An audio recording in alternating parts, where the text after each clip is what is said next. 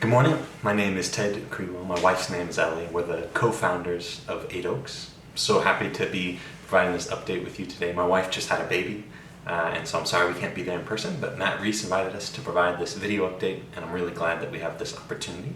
For those of you that don't know, Eight Oaks is a nonprofit that works with children who previously were child laborers in the fishing industry. It's a rehabilitation center. We started 7 years ago, and we have 8 girls in our care, and today I'm providing an update on how things are going. So this year has been pretty wild. The pandemic is truly a global phenomenon. All of the things that we're experiencing, all the disruption that we're experiencing is happening in Ghana as well. The country's closed, we haven't been able to visit, churches are closed, schools are closed, and our Ghanaian team has had to adjust.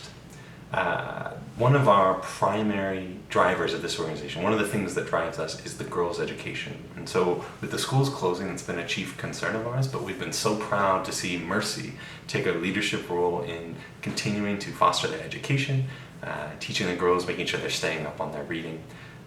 From the girls' education, they're doing really remarkably well. When Ellie was there last November, many of them are studying advanced geometry. They've gotten to the point where we can no longer help them with their math. They're so far along.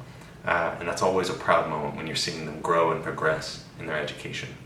Richlove won the spelling bee for her school 2 years in a row, and we're stoked about that.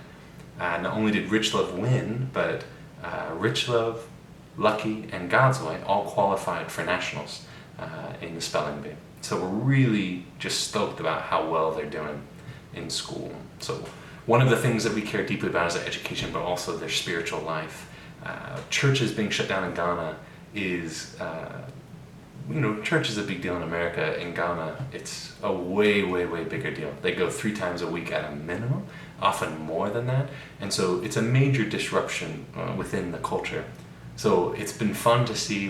Bernard, our in-country director, has sent us pictures. He's continuing to create Sunday services for the girls. He comes, they do a reading, they do preaching, they do singing, and he sent us pictures of that numerous times, which is really great to see them continuing to try and find new routines in light of this really global phenomenon. If you're like me, during the pandemic, you've had to come up with some pastimes. For me, it was a sourdough starter. For the girls, and for the Yellow House team, it has been the garden. We've always had a garden, but this summer they've really taken it to the next level. We now have 17 different crops that they're stewarding. And just last month, Mercy sent us a picture of a dozen chickens. They built a hen house, and we're going into chickens as well. So we are all basically farming now, which is really fun. It's not a big plot of land, and they're doing so much with it.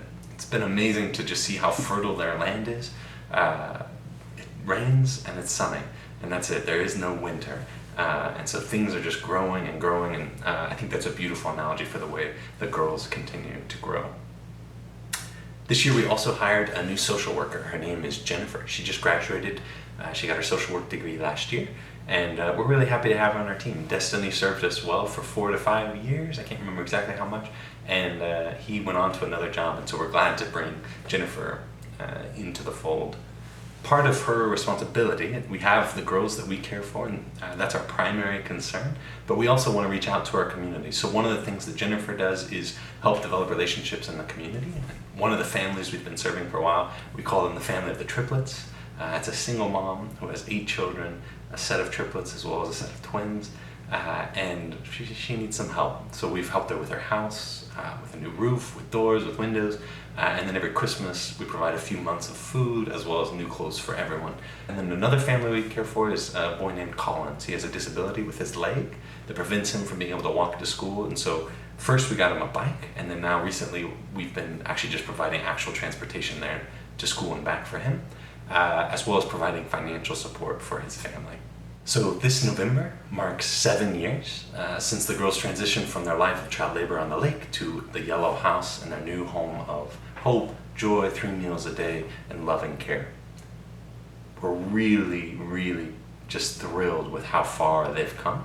When Ellie was in Ghana in November, she recreated some of the first shots of when they had come from the lake just in the very first week they were there versus now, and then she recreated a few of those, and it's just amazing to see how much they've grown. Riverwalk has been with us from the beginning. Landon and Kate Lofton were our first house parents. Riverwalk provided financial support for them to be with us for the first year and a half, and then when we transitioned to Ghanaian leadership, Riverwalk has continued to support all these years and continues to be one of our largest donors. We want to thank you for continuing to support this, and I hope that you feel like this story is a part of your legacy and the work that you're doing, because it makes a big difference to us and obviously to the girls in the community that we're able to impact. Thanks for giving us a chance to provide this update, and we wish you all well.